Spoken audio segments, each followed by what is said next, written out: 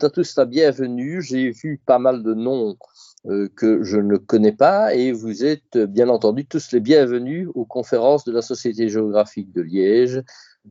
C'est très intéressant de voir que notre public s'élargit à des membres non géographes de la société.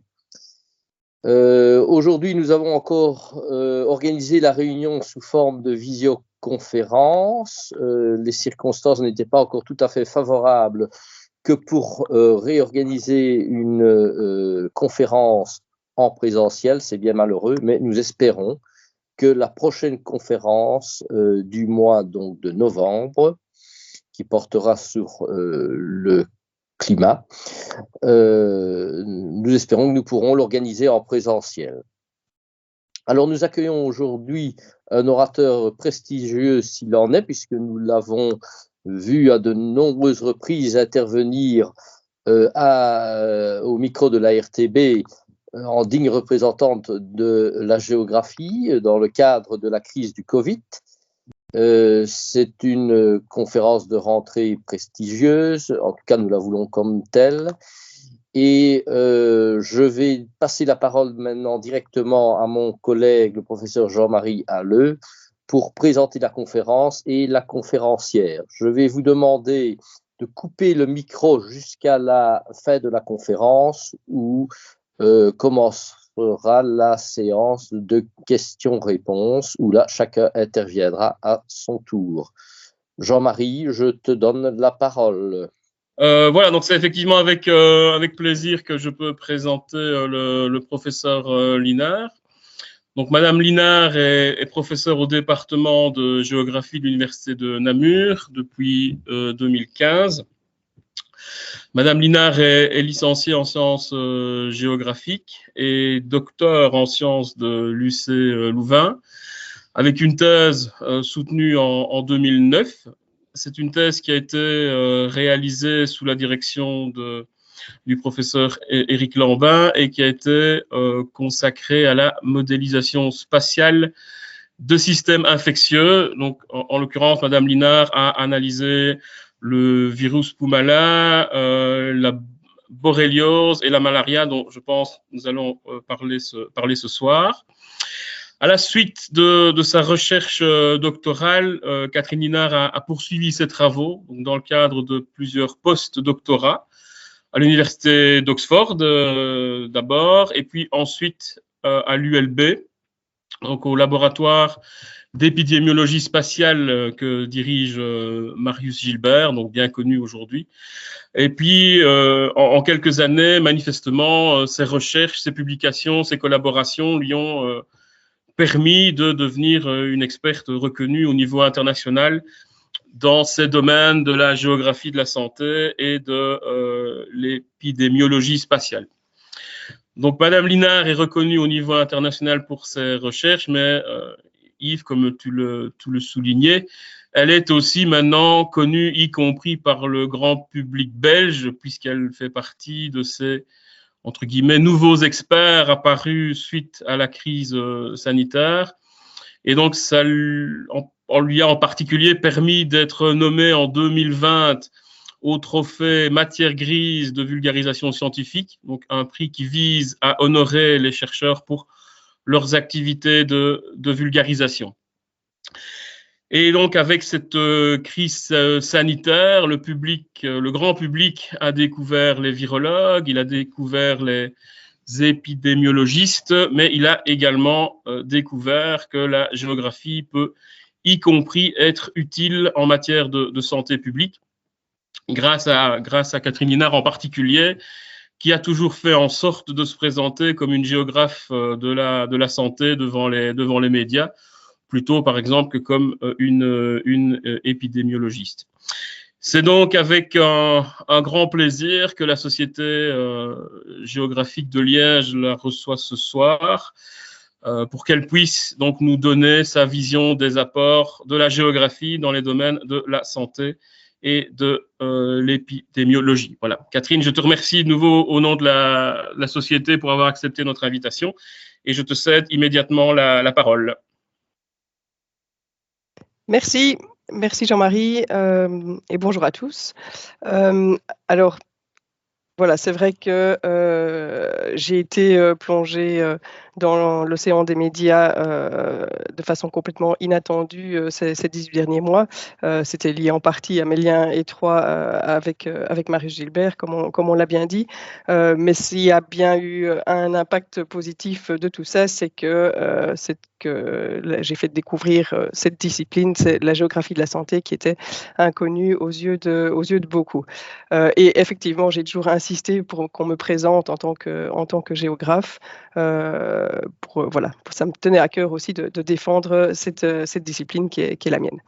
Alors, ma présentation d'aujourd'hui, elle va brosser un peu différents aspects de ma recherche. Je vais vous montrer quelques cas d'études sur lesquels je travaille actuellement, mais je vais aussi essayer d'avoir tenter d'avoir une réflexion épistémologique sur la géographie de la santé. Alors, j'ai divisé donc en 4 grandes parties ma présentation. Je vais d'abord passer un peu de temps sur la définition de la géographie de la santé et en quoi cette discipline est particulièrement pertinente de nos jours. Ensuite, je vous parlerai un peu plus particulièrement de la malaria, qui est la maladie vectorielle sur laquelle j'ai le plus travaillé, à la fois sur les risques de réémergence en Europe, ça c'était dans le cadre de ma thèse, et puis plus récemment sur l'Afrique et sur les zones urbaines africaines. Je parlerai alors ensuite un petit peu, je n'y passerai pas trop de temps, mais je parlerai quand même un petit peu de la crise Covid en Belgique et surtout de la façon dont les données ont été spatialisées. Et puis je vais terminer plus par ce qui me paraît être le pan le plus en évolution de la géographie de la santé, c'est l'utilisation des big data, notamment les données de mobilité, qui ont une importance particulière aussi dans le domaine de l'épidémiologie. Alors tout d'abord, donc la géographie de la santé, c'est quoi au juste? Alors beaucoup vous diraient c'est d'utiliser les outils du géographe dans le domaine de la santé. Je pense que ça va plus loin que ça. Je vais essayer de vous montrer en quoi avoir un regard géographique sur le monde, avoir un regard géographique sur les faits de santé est pour moi important et tout à fait complémentaire aux autres disciplines de la santé. Donc, la définition du dictionnaire de la géographie de la santé, c'est l'étude de la relation dynamique entre santé et lieu. Donc, ça va au-delà, évidemment, de la description et de la cartographie, simplement, mais on essaie de comprendre comment le lieu, l'espace, le territoire va influencer la santé. Le territoire, c'est une construction multifactorielle, donc avec des aspects sociaux, culturels, physiques aussi. Mais donc, on voit ici la santé de manière globale. La santé, ce n'est pas uniquement l'absence de maladie, mais c'est la santé aussi au sens de la définition de l'OMS, c'est-à-dire que c'est un état de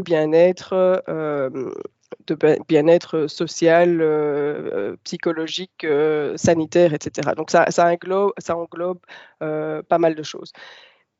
Et les questions que les géographes de la santé se posent sont en fait tout à fait similaires aux questions de tous les géographes, c'est-à-dire qu'on va d'abord essayer on va d'abord avoir une phase de description de la structure spatiale d'un territoire, mais donc de la structure spatiale ici plus particulièrement d'un fait de santé.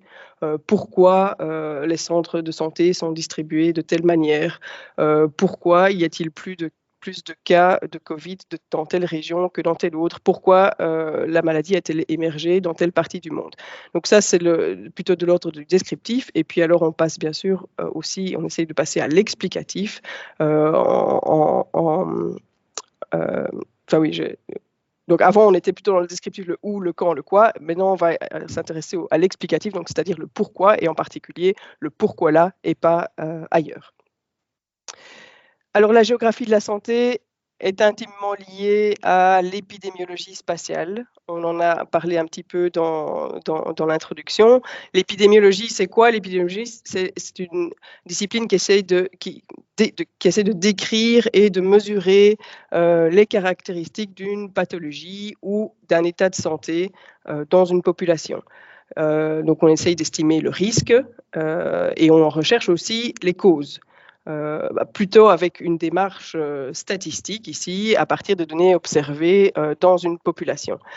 Ça, c'est l'épidémiologie simple. Après, l'épidémiologie spatiale, ce qu'elle va faire, c'est qu'à côté des caractéristiques classiques plutôt individuelles qui causent une pathologie, comme l'âge, le sexe, le patrimoine génétique, les activités, l'alimentation, on va avoir toute une série de facteurs environnementaux qui varient dans l'espace, donc que ce soit les conditions de vie dans le quartier, la présence d'habitats de vecteurs pour des maladies vectorielles, la présence de réservoirs, d'animaux réservoirs, la qualité de l'air, donc toute une série de facteurs environnementaux qui vont eux aussi être des facteurs de risque. Et si on veut tenir compte de ces facteurs de risque-là, il faut adopter alors une approche qui soit spatiale ou géographique. Juste la géographie de la santé par rapport à l'épidémiologie est aussi un petit peu plus large dans le sens où elle va inclure elle va s'intéresser aussi au système de santé, par exemple à la géographie des systèmes de santé, à la géographie des populations, des territoires, avec des notions de vulnérabilité, d'allocation des ressources, des questions aussi d'infrastructure. Donc la géographie de la santé est, à mon sens, nettement plus large que simplement l'épidémiologie spatiale. Alors, on s'intéresse, comme souvent en géographie d'ailleurs, à un système qui est complexe, un système avec de nombreux agents qui interagissent entre eux. L'homme, bien sûr, mais aussi son environnement, ils s'influencent l'un l'autre. Et alors, il y a toute une série d'animaux qui peuvent intervenir, que ce soit les animaux porteurs de maladies, les animaux transmetteurs. On peut aussi inclure les pathogènes là-dedans. Et les changements environnementaux, changements climatiques, mais aussi tous les autres changements au sein des écosystèmes, comme la perte de biodiversité, vont alors affecter la présence des humains, la présence d'hôtes, de vecteurs, mais aussi la composition de la faune et la biodiversité, et tout ça va avoir, du coup, peut avoir un impact sur ce système complexe. Alors, je parlais au tout début du regard géographique. Il y a ces 5 caractéristiques du regard géographique que vous connaissez probablement, qui sont le fait de regarder les choses de manière spatialisée. Donc, on s'intéresse à la problématique des localisations. Un regard qui est systémique. On va essayer d'appréhender la réalité de manière globale, pluriscalaire aussi, avec une analyse à différentes échelles, anthropocentrée et dynamique, avec une analyse de l'évolution dans le temps, le passé, le présent et éventuellement une prédiction pour le futur.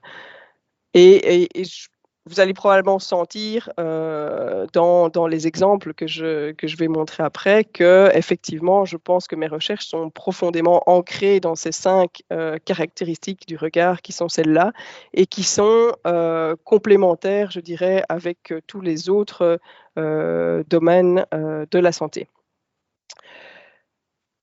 Alors, un petit historique aussi. Parce que la géographie de la santé, c'est à la fois une perspective très ancienne et une nouvelle spécialisation. C'est très ancien dans le sens où, dès l'Antiquité, on s'est intéressé, avec Hippocrate notamment, aux relations entre l'environnement et la santé. Ça, c'est quelque chose qui n'est pas neuf. Ça pas mal évolué, évidemment, jusqu'au XXe siècle. Et à partir de 1970, on a eu en géographie une multiplication des approches. Cette multiplication des approches, elle s'applique de façon tout à fait similaire à la géographie de la santé.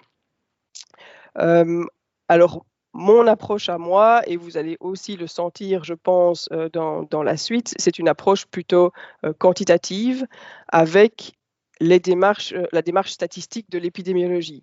C'est vrai que j'ai un background quand même assez important en épidémiologie spatiale.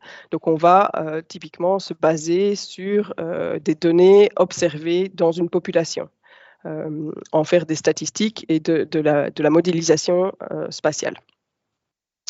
Et alors, une chose dont je vais reparler aussi un petit peu, mais je pense qu'il y a eu pour moi 2 révolutions importantes en termes en géographie quantitative et en géographie de la santé qui sont liées aux données. Donc on a eu dans les années 70, 80, 90 une première révolution vraiment liée à l'apparition des données de télédétection qui ont fortement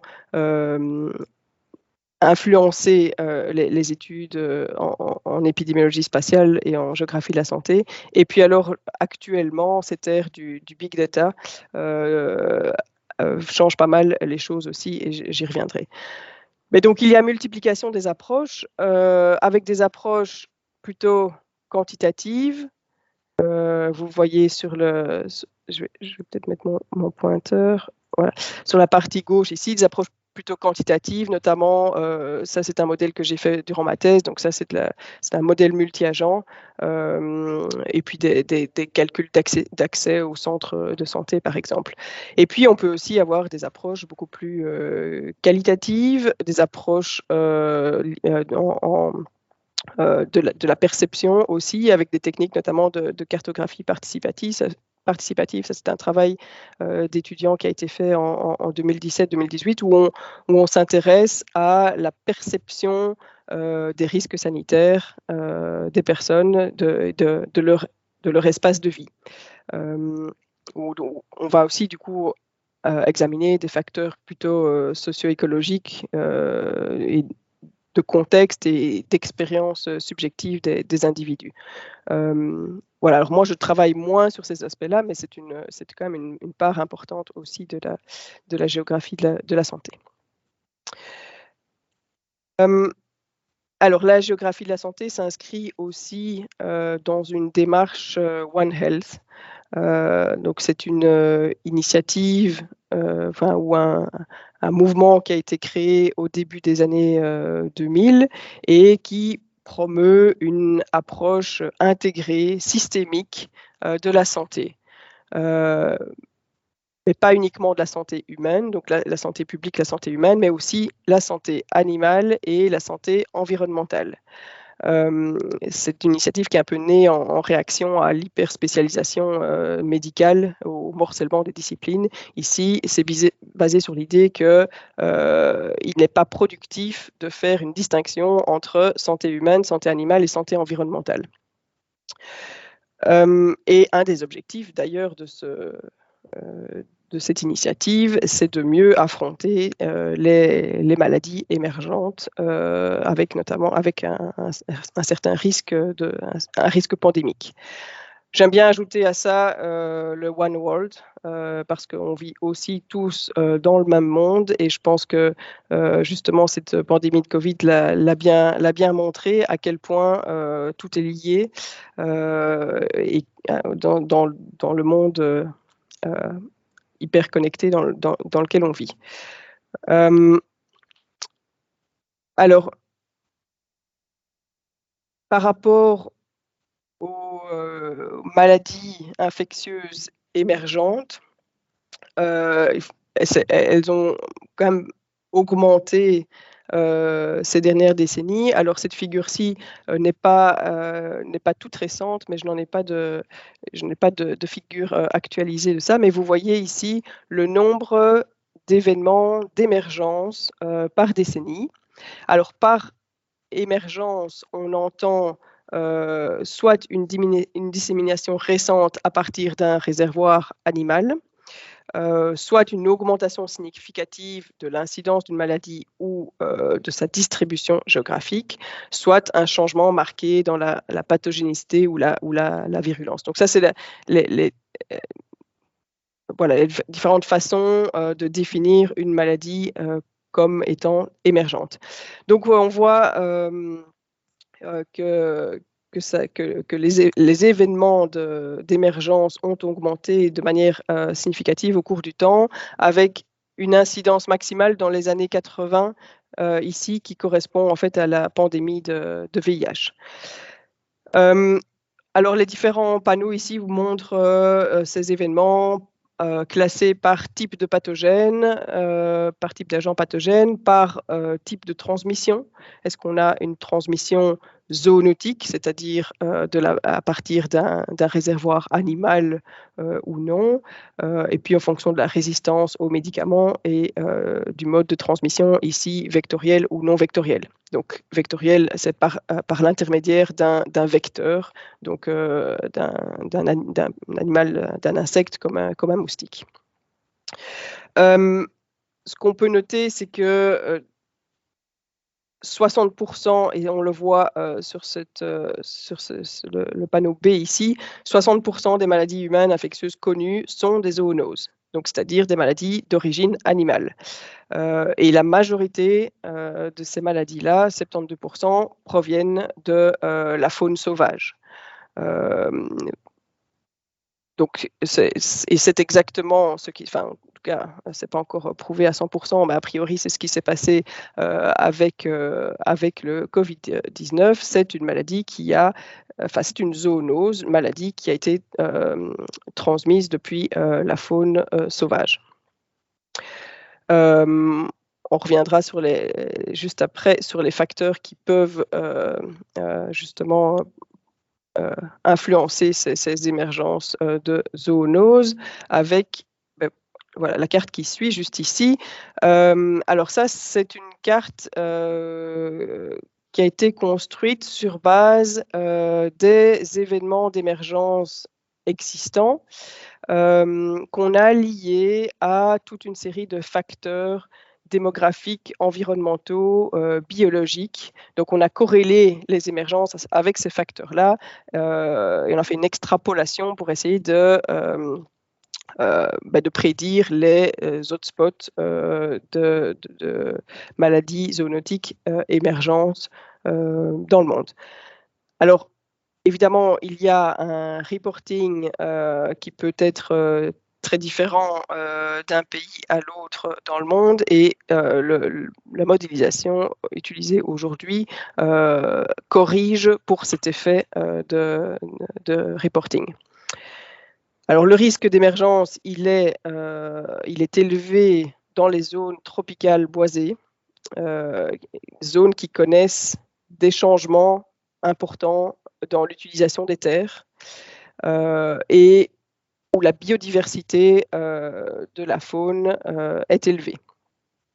Il y a dans ces zones-là un empiètement des zones bâties et de l'agriculture au détriment des espaces naturels forestiers, et donc l'homme rentre de plus en plus fréquemment en contact avec ces espèces sauvages. L'habitat de ces espèces sauvages se réduit progressivement aussi. Et il y a une série de zoonoses liées notamment aux chauves-souris. Les chauves-souris sont un animal qui sont d'abord réservoirs d'un grand nombre de virus, mais dont l'habitat est clairement menacé par ces extensions urbaines et agricoles. Alors, donc, on note quand même ici un risque plus élevé dans les zones tropicales plus pauvres, alors que la majorité de l'effort scientifique de surveillance se concentre dans les pays plutôt du Nord, où le risque est le moins élevé, où la prochaine maladie émergente est le moins susceptible d'être originaire.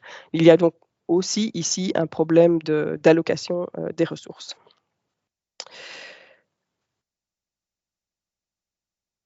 Alors, il y a toute une série de changements environnementaux sur notre planète que vous connaissez aussi. Le monde est devenu majoritairement urbain. Il y a le changement climatique, les problèmes de pollution de l'air et de l'eau, l'intensification de l'agriculture, des inégalités grandissantes aussi, l'explosion du trafic aérien. Tous ces changements-là font que la géographie de la santé n'a jamais été aussi pertinente qu'aujourd'hui. Il y a beaucoup de choses à faire en termes de recherche fondamentale. La géographie de la santé va permettre de faire avancer les connaissances, mais aussi en recherche appliquée avec des implications concrètes pour améliorer la santé humaine. Alors moi, je vais commencer après mes différents exemples. Vous allez voir que je porte une attention particulière aux aspects plutôt humains. Notamment, j'ai travaillé pas mal sur des questions d'urbanisation et d'impact de l'urbanisation, notamment sur les risques de transmission de la malaria, et des questions de mobilité et de pas vraiment croissance de population, mais aussi de distribution de la population et de densité de population. Alors, comme premier exemple, donc, je voulais vous parler de la malaria et de la construction de cartes de risque pour la malaria, qui sont un outil important pour pouvoir cibler les interventions, en particulier dans un contexte de ressources limitées. Ce qui est le cas pour tous les pays affectés par la malaria. Alors, la malaria reste la maladie parasitaire la plus importante, avec un peu plus de 400 000 décès par an, décès estimés. On n'a pas toujours des données très précises là-dessus non plus. 400 000 décès par an, c'est 6 fois moins que le Covid en 2020. Mais c'est le cas chaque année. Donc chaque année, on a encore 400 000 décès. Alors cette carte ici, elle montre les cas cliniques, tous âges confondus, et c'est agrégé par pixels de 5 km sur 5 km. Alors, elle vous montre les limites de la transmission stable du parasite, c'est Plasmodium falciparum, auquel on s'intéresse ici, qui est le principal parasite responsable du palu, et surtout encore plus en Afrique. Il est tout à fait majoritaire en Afrique. Et donc on voit sur cette carte que il y a près de la moitié de la population mondiale qui est à risque de malaria, et l'Afrique est de loin le continent le plus touché. Alors, le palu ou la malaria est donc une maladie transmise par les moustiques. C'est une maladie vectorielle et donc elle va être influencée par toute une série de facteurs. D'abord, des facteurs environnementaux comme le climat, la végétation, qui vont principalement déterminer la présence de vecteurs infectés, des moustiques de type de la famille des anophèles. Mais il y a aussi une série d'autres facteurs que j'ai classés ici dans une boîte vulnérabilité, qui comprennent plus des facteurs liés à l'homme, tels que l'exposition aux moustiques infectés, l'exposition dans l'espace et dans le temps, mais aussi la susceptibilité et le manque de résilience. Alors tous ces facteurs vont influencer le risque de paludisme,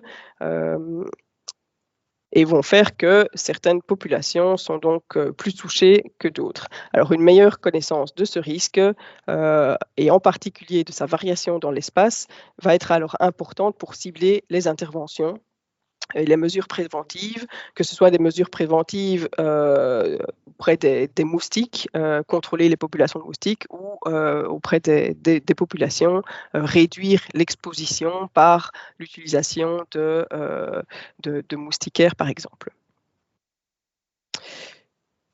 Alors, petit historique ici aussi, parce que la toute première carte empirique qui a été faite au niveau continental, elle a été publiée en 1999, au moment où les données de télédétection étaient de plus en plus accessibles, enfin, on commençait à avoir une quantité importante de données.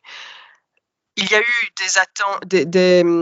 des essais de cartes avant ça, avant 1999, mais qui étaient basés sur des opinions d'experts. Ce n'étaient pas des approches empiriques. Ici, cette carte-ci, c'est une carte empirique qui se base principalement sur l'habitat du moustique. Donc, on a utilisé des données de température, des données de précipitation pour délimiter les zones de viabilité à la fois du vecteur et du parasite. Donc là, on s'intéressait surtout à la présence du vecteur et du parasite. Ensuite, c'est le Malaria Atlas Project d'Oxford a commencé à faire des cartes au niveau continental, mais aussi au niveau global, basées sur un indicateur qui est le PFPR, donc le Plasmodium falciparum parasite rate. C'est le taux de parasites dans le sang. Enfin, c'est en fait la proportion de population qui a parasites dans le sang, et c'est un indicateur qui est calculé sur la tranche d'âge de 2 à 10 ans. Pourquoi? Parce que, comme vous voyez ici, on voit la variation du PFPR en fonction de l'âge.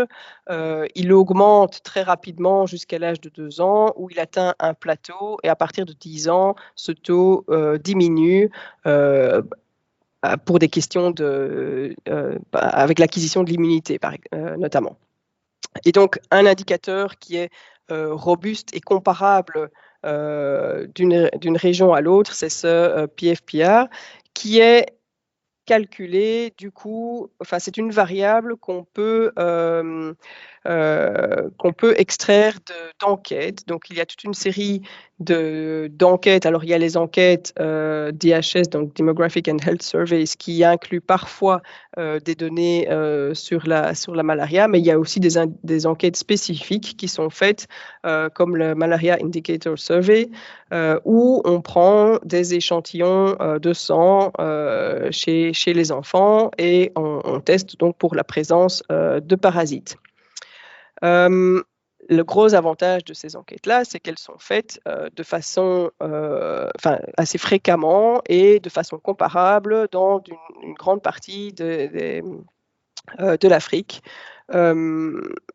Et bon, on a des données alors du coup sur le parasite rate, mais aussi sur toute une série d'autres facteurs liés, enfin facteurs démographiques, socio-économiques, etc. Donc d'autres variables classiques collectées dans des enquêtes.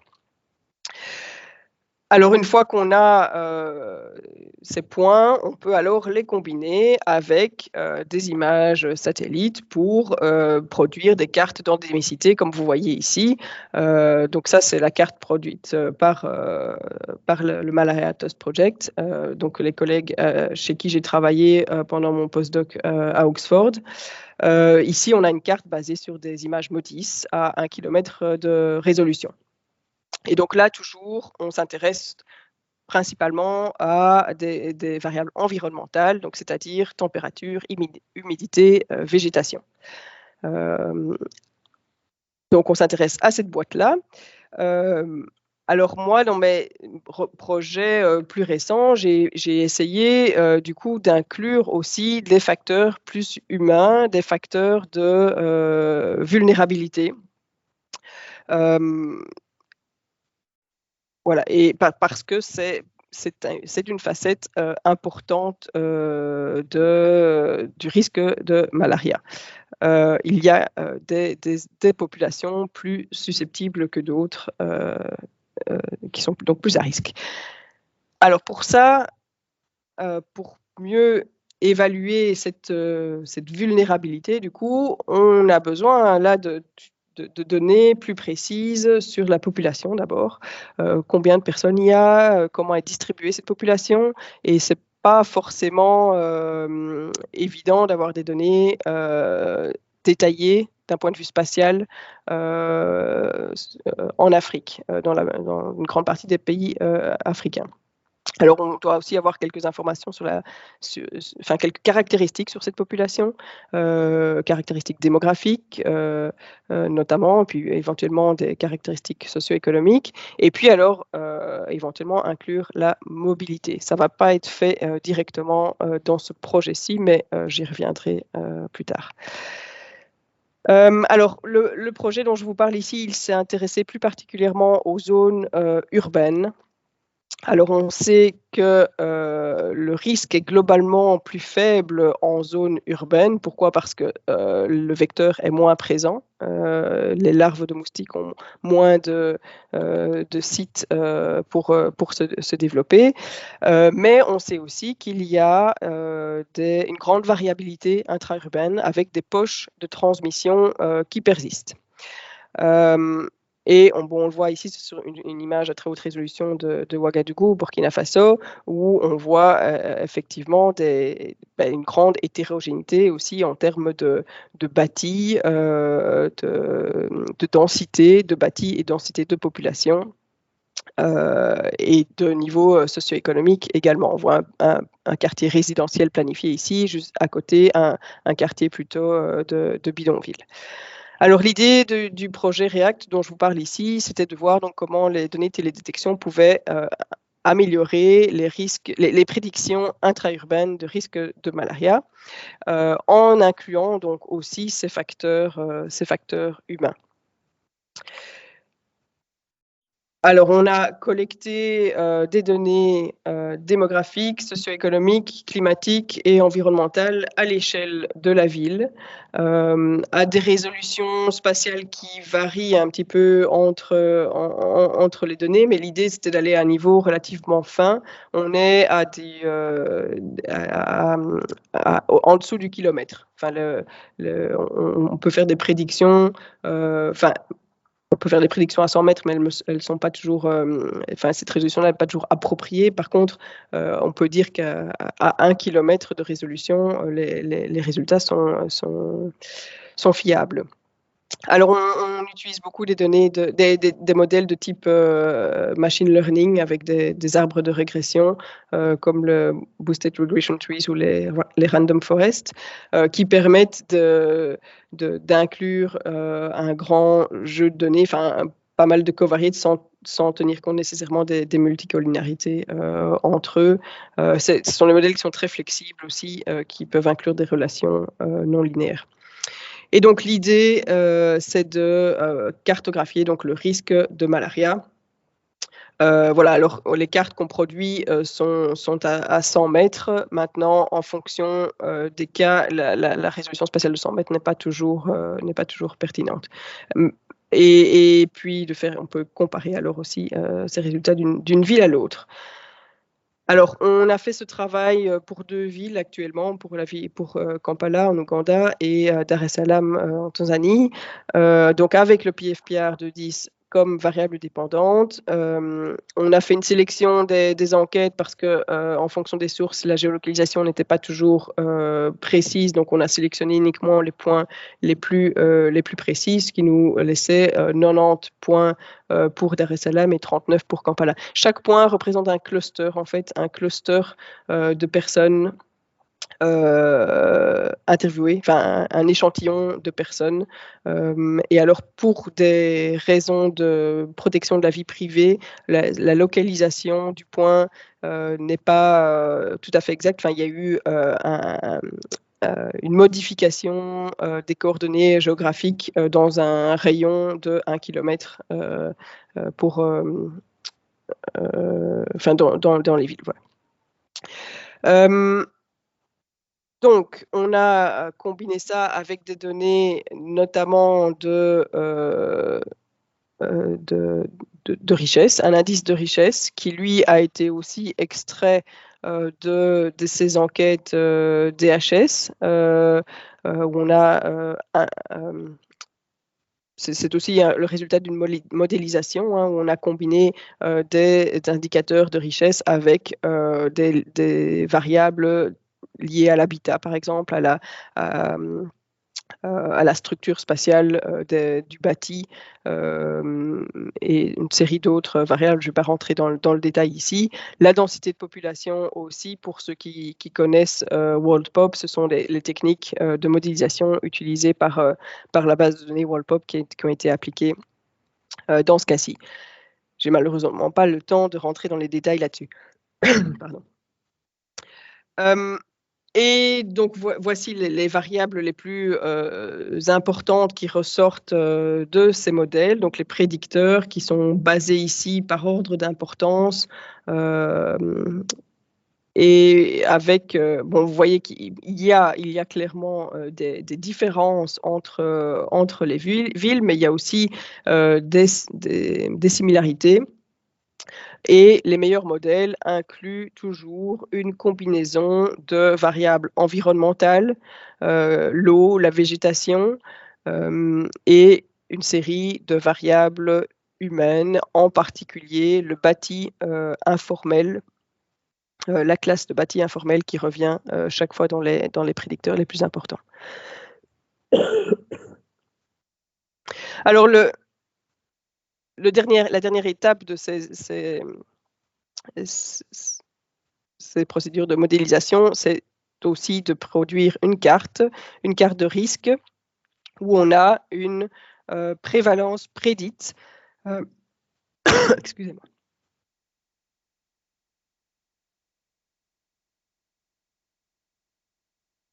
Pour chaque pixel, donc. Alors, à la droite, on a rapporté ça à la... Excusez-moi, je suis un peu enrhumée, du coup, j'ai ma gorge qui fait des siennes. À la droite, on voit donc ce risque qui est rapporté à la population en utilisant la carte de population en format raster que je vous ai montré juste avant. Donc, ces cartes, elles sont aussi particulièrement utiles pour ceux qui prennent des décisions pour cibler donc les interventions.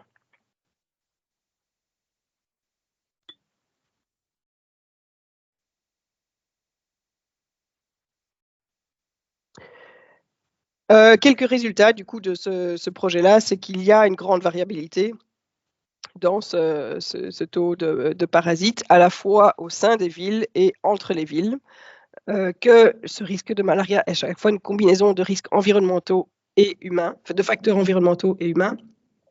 Alors, les modèles gardent une performance qui est assez modérée, et ce qui n'est en fait pas surprenant, étant donné les limites qu'il y a par rapport aux données, notamment les limites en termes de qualité et de quantité des données.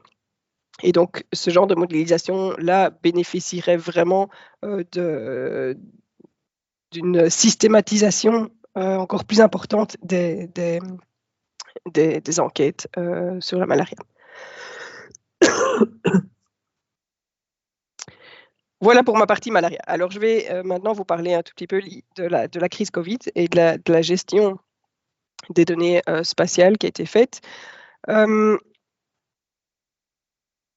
Alors, les données, on est hyper dépendant de données, évidemment, hein, de ce genre de crise pour pouvoir prendre des décisions. Les données, d'abord, on doit les visualiser. Il y a différentes... Enfin, ça, c'était une première étape au moment de la crise. Il fallait avoir une certaine visualisation spatiale. Et puis, alors... ces données ont permis de faire quelques analyses aussi épidémiologiques alors pour essayer là aussi de mieux comprendre ce qui se passait et pouvoir réagir en conséquence. Au niveau de la cartographie, il y avait deux possibilités. Soit on cartographie le taux d'incidence par commune. C'est la carte que vous voyez ici à gauche, qui est une carte qui date, si je ne me trompe pas, du mois d'août 2020. Alors, c'est pas parfait, ce genre de choses, ce genre de carte-là. Pourquoi? Bon, d'abord, il y a parfois une surreprésentation des communes à faible population. On a parfois des communes où il y a eu un cluster dans une maison de repos, par exemple, qui ressortait en rouge foncé. Et qui attirait très fort l'attention, alors que finalement, c'était un phénomène assez limité. Donc ça, c'est une chose, mais alors surtout, il y a un biais lié au testing. Le nombre de cas détectés est fortement dépendant de la stratégie de testing. Donc, ce taux d'incidence, il n'est pas toujours représentatif de la circulation du virus sur un territoire. Autre possibilité, c'est cartographier les hospitalisations. Alors, les hospitalisations, c'est un indicateur qui est beaucoup plus robuste, qui est plus comparable aussi, à la fois dans le temps et dans l'espace. Mais problème, les données d'hospitalisation, elles sont fournies par hôpital et agrégées par province. Alors, on sait que les gens ne vont pas forcément être hospitalisés dans leur province. Et c'est particulièrement le cas pour Bruxelles, où un nombre important de personnes hospitalisées à Bruxelles, dans les hôpitaux bruxellois, proviennent des provinces du Brabant wallon ou du Brabant flamand. Et ça, voilà, je pense qu'il y a un travail de sensibilisation à faire ici auprès de Siensenno, notamment pour inclure dans leur récolte de données le code postal de résidence des patients. Ça nous aiderait beaucoup. Mais voilà, j'ai insisté pas mal pour que ce soit inclus, mais ça n'a jamais été fait. Ce sera une leçon à tirer pour la prochaine crise. Mais donc, étant donné ce problème-là, on a travaillé avec des collègues sur la délimitation ce qu'on appelle les Hospital Catchment Areas. Alors, c'est en fait des techniques qu'on avait développées avec un de mes doctorants qui travaille sur l'accessibilité aux soins de santé, sur l'accès aux soins de santé en Afrique, où il a comparé différentes méthodes de modélisation de l'accès aux soins de santé. Et on n'a jamais cru que ça allait être le cas un jour, mais on a réappliqué directement ces méthodes-là à la Belgique. Et donc, sur base d'un calcul du temps de trajet à l'hôpital le plus proche, on a délimité donc ces zones, ces catchment areas pour les hôpitaux.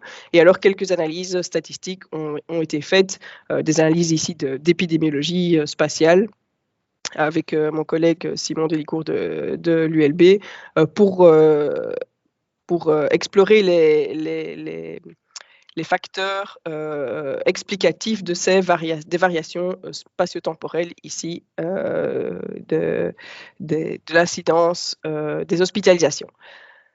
Alors, il n'y a pas énormément de résultats qui sont ressortis là. Donc, on a comparé, dans notre modèle, on a inclus toute une série de données humaines, des données démographiques sur l'âge, des données sur la densité de population, sur les espaces verts, sur des données aussi sur la pollution, puisqu'à un moment, l'hypothèse qui a été émise comme quoi une pollution plus élevée favorisait la transmission. Donc, on a inclus toute une série de facteurs ici, et la seule variable qui est ressortie qui était significative sur la Belgique, c'est le nombre de lits des maisons de repos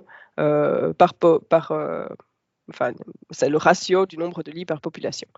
Et ça montre encore une fois que le Covid-19 a eu un impact très fort sur les personnes âgées, en particulier les personnes provenant de maisons de repos en Belgique. Donc, un impact aussi sur les hospitalisations, même si toutes les personnes des maisons de repos n'ont pas été hospitalisées. Voilà, et tous les autres facteurs qui ont été testés ici, démographiques ou socio-économiques, les associations n'ont pas été confirmées, en tout cas à l'échelle de la Belgique. Autre petit exemple que je vais mentionner rapidement, qui permet aussi de s'affranchir des problèmes liés au testing, c'est la surveillance des eaux usées. Donc, il y a une surveillance qui a été mise en place aussi durant la crise ici au niveau belge, où donc, une personne infectée va excréter du virus. Et du coup, on peut, en collectant des échantillons d'eau dans les stations d'épuration, extraire la concentration de virus dans ces échantillons d'eau et donc suivre l'évolution du virus sur un territoire. Alors là, il y a, la géographie a été utile aussi dans le sens où, premièrement, c'était pas si simple à mettre en place puisqu'il y avait les zones spatiales ne correspondaient pas, puisque d'un côté, on a si on veut comparer ça aux cas, par exemple, on a des cas qui sont calculés par commune, alors que la surveillance des eaux usées, on a l'eau qui provient d'un bassin technique dont les frontières ne correspondent pas avec les frontières communales. Donc ça, c'est une première chose. Donc, il a fallu utiliser des règles de proportionnalité pour pouvoir comparer les différentes variables épidémiologiques. Deuxièmement, les dénominateurs ne sont pas identiques. Donc, la population qu'on considère, on a d'une part, pour les indicateurs épidémiologiques classiques, on a un nombre de cas par population résidentielle. Donc, on tient compte de la population résidente d'une commune, alors que pour les eaux usées, c'est la population ambiante, c'est la population qui est présente dans la zone à un temps T. Et là, il y a on a testé un petit peu l'utilisation de données de téléphonie mobile, notamment des données de Proximus, pour voir comment la mobilité in et out dans chaque commune pouvait influencer cet indicateur dans les eaux usées. Alors, la dernière partie, c'est la partie plus sur l'utilisation des big data ou des big geodata. Comme dans beaucoup de sous-disciplines de la géographie, j'imagine, il y a aussi une certaine révolution qui est liée à ces nouvelles technologies et aux données géolocalisées qu'elles fournissent. Je reviens sur ce slide que je vous ai déjà montré et je m'intéresse maintenant plus particulièrement à cette question de mobilité qui peut avoir un impact important en épidémiologie, en géographie de la santé, et encore une fois, ça a été démontré pendant la crise ici. Alors, en termes de mouvement de population, il y a plusieurs échelles. Donc, les mouvements vont être caractérisés en fonction de leur échelle spatiale, en axe X ici, et en échelle temporelle. Donc, déplacement, c'est des déplacements, l'échelle temporelle tient compte à la fois de la fréquence et de la durée des déplacements. En général, les mouvements de plus grande ampleur impliquent aussi plus de temps, même si ce n'est pas toujours le cas. Mais en termes d'épidémiologie, alors, il peut y avoir tout type de déplacement, que ce soit des déplacements à des échelles plus fines dans l'espace et dans le temps vont avoir un impact. L'exposition journalière, notamment dans le milieu professionnel, à l'école, etc. Mais alors aussi toute la gamme de mouvements jusqu'à les mouvements de plus longue durée internationaux qui peuvent avoir un impact alors sur la propagation globale d'une épidémie. Et donc les données de téléphonie mobile notamment, sont de plus en plus utilisées pour cartographier ce type de mouvement. Alors il n'y a pas que les données de téléphonie mobile, il y a aussi des données Twitter ou Facebook qui sont de plus en plus utilisées. Bon, je vais me concentrer ici aujourd'hui sur les données de téléphonie mobile qui sont agrégé par antenne. Donc on a un nombre d'appels qui est agrégé par antenne, avec donc une estimation du nombre d'appels passés par. Alors, la fréquence peut varier, mais en général, on peut avoir un nombre d'appels passés par heure à une certaine antenne. Donc, le nombre d'appels passés par heure par antenne varie au cours du temps et on peut en déduire des variations de densité de population dans une zone et avec des mouvements à différentes échelles temporelles, des mouvements journaliers, hebdomadaires, saisonniers, etc. Vous voyez ici une étude qui avait été faite sur la France où on a comparé, sur cette carte-ci, on voit une comparaison de la densité de population pendant les périodes de travail en rouge, où on voit un pic dans les grandes villes, et les périodes de vacances, juillet-août, en bleu, donc avec une augmentation de population principalement dans les zones plus touristiques, sur les côtes, Côte d'Azur notamment. Alors, cette méthode-là avait été développée dans un objectif d'être appliquée dans des pays en voie de développement, et ce qui a été fait, et pour des questions d'épidémiologie, donc, ce qui a été fait pour la Namibie, l'idée ici était de voir quel était l'impact d'une variation du dénominateur. On est de retour avec la malaria ici. On a des taux d'incidence de malaria. Donc un taux d'incidence, ça va être un nombre de cas divisé par une population. Oui, mais le problème, c'est que le nombre de cas, un cas va être enregistré dans un centre de santé, là où la personne arrive et où le cas est détecté. Alors que le dénominateur, la population, c'est la population résidente, donc qui provient, avec des données qui proviennent du recensement. Ce qui se passe, c'est qu'en Namibie, il y a des mouvements saisonniers très forts, un mouvement très important de population à la période de Noël, donc les fêtes de fin d'année, au mois de décembre. Il y a des mouvements importants depuis la capitale, Windhoek, vers le nord du pays.